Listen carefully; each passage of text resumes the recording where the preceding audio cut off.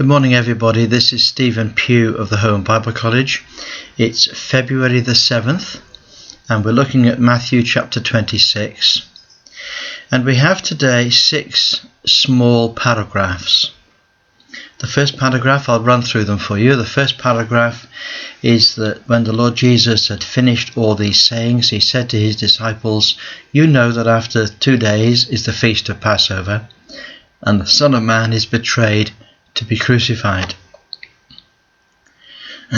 Now, at that particular moment, the religious leaders, the chief priests, the scribes, the elders of the people, they gathered together in the palace of the high priest, who is called Caiaphas. And they consulted how they might take Jesus by subtlety and kill him. But they said, not on the feast day, lest there be an uproar amongst the people. They didn't know quite how they were going to do this. They just knew that they wanted to try and do this if they could, and they wanted to do this on a day that wasn't a feast day, because there could easily be a riot amongst the people.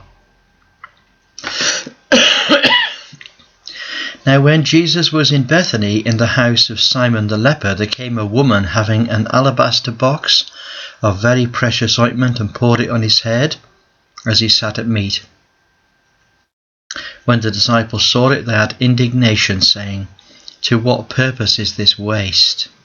For this ointment might have been sold and given to the poor." When Jesus knew what they were whispering about, he said, "Don't trouble this woman. She's done a good work upon me.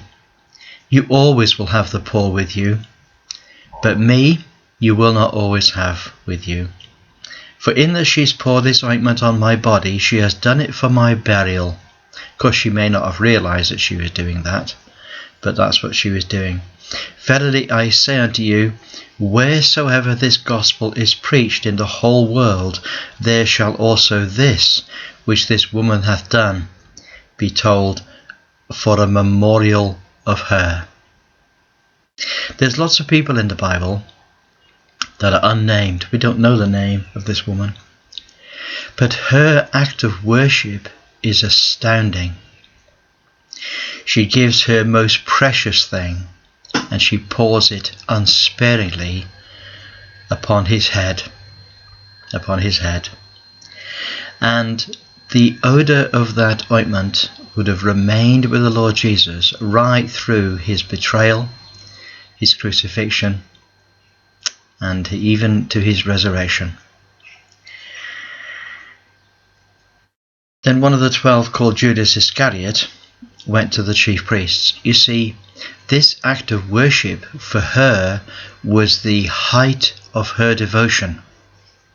But for Judas, it was the last straw. And he went and he said, "What will you give me that I will deliver him to you?" And they covenanted with him for 30 pieces of silver. And he took the money and he went away, looking for an opportunity to betray the Lord Jesus. Now, the first day of unleavened bread came Jesus and saying to them, came the disciples to Jesus, saying to him, "Where wilt thou that we prepare for thee to eat the Passover?" Now, this was occurring on the Tuesday of Holy Week. You see, the Feast of Unleavened Bread began on the Wednesday. The Passover was killed on the Wednesday in the afternoon, at the same time in which the Lord Jesus was crucified. It then was roasted on the fire, and on the Thursday, which began at 6 o'clock on the Wednesday evening, that evening became the first day of the Thursday, and in that evening they held the Passover, and at midnight on the Thursday they would have left the land of Egypt. So when we backtrack a bit, we find that we're now on Tuesday, and the Tuesday is the day when they were to make preparation for the preparation, if you can see what I mean.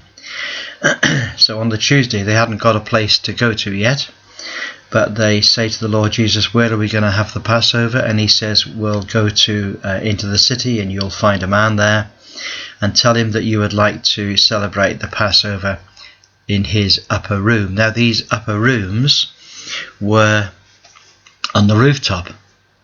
There was a stair that led up to the roof from the outside, which meant that visitors could receive hospitality without disturbing the family circumstances. And they would go up onto the roof, and there would be a makeshift shelter to shield them from the sun or to shield them from the cold wind. And there would be all the food prepared. And this would be the place where the Lord Jesus would celebrate the Passover. Of course, what the disciples didn't know was that Jesus himself was going to be the Passover lamb. So they went up, and as the day turned over from 6 o'clock in the evening on the Thursday to 6 o'clock at the beginning of the Wednesday, that evening, they began to gather together for what we call the Last Supper. This is not the Passover supper, this is the supper on the first day of the preparation of the Passover. And the Lord Jesus says, "Verily I say unto you, one of you will betray me." And they were exceedingly sorrowful. And every one of them said to him, "Lord, is it I?" And the Lord Jesus says, "Well, it's him that dips his hand in the dish. The same is the one that will betray me. The Son of Man, as it is written, woe is him that to whom the Son of Man is betrayed. It would be good if that man had never been born." Judas, which betrayed him, answered and said, "Master, is it I?" And Jesus said, "You're right. You're right." Of course, the money was in his pocket at that time. The Lord Jesus knew that. He knew that he would betray him. And as they were sitting, he took bread, and he blessed it, and broke it, and gave it to the disciples, and said, "This is my body." And he took the cup and gave thanks, and gave it to them, and saying, "Drink all of it, for this is my blood of the New Testament, which is shed for many for the remission of sins. But I say unto you, I will not drink henceforth of this fruit of the vine until the day when I drink it new with you in my Father's kingdom." And they sang a hymn and went out into the Mount of Olives. Then Jesus said to them, this is after they'd left, and no doubt after Judas had left too. Judas had left earlier in the Last Supper. "All shall be offended of me because this night, for it is written, I will smite the shepherd, and the sheep of the flock will be scattered abroad. But after I am risen, I will go before you into Galilee." Peter answered and said, "Though all men are offended because of thee, yet I will never be offended."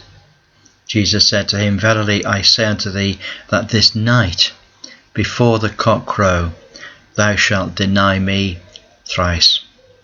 Peter said unto him, Though I would die with thee, I will not deny thee.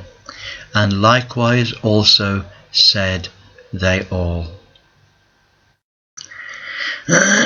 You know, these disciples were living in a dream. They had no idea what was happening. They heard what the Lord Jesus said. They heard that he said, "You're going to be betrayed." They heard what he said, how that he's going to be handed over by the chief priests and scribes to the Gentiles to be crucified, and how that he will be rising again on the third day. But they didn't understand any of it. In fact, they didn't want to believe in any of it. In fact, when it came to the cross, they didn't believe in it. They could not believe in it. And even in resurrection, they found it hard to even comprehend that he had risen from the dead. My password is in that little phrase at the end of verse 35. It says, "Though I should die with thee, yet I will not deny thee." Likewise also said all the disciples.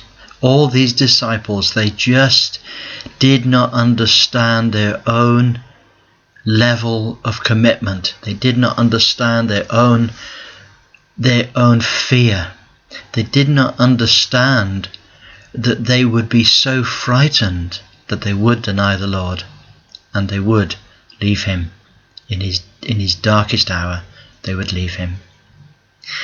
So that's my password for today. A very serious and a sad passage. Look forward to speaking to you tomorrow. Have a wonderful day. Bye for now.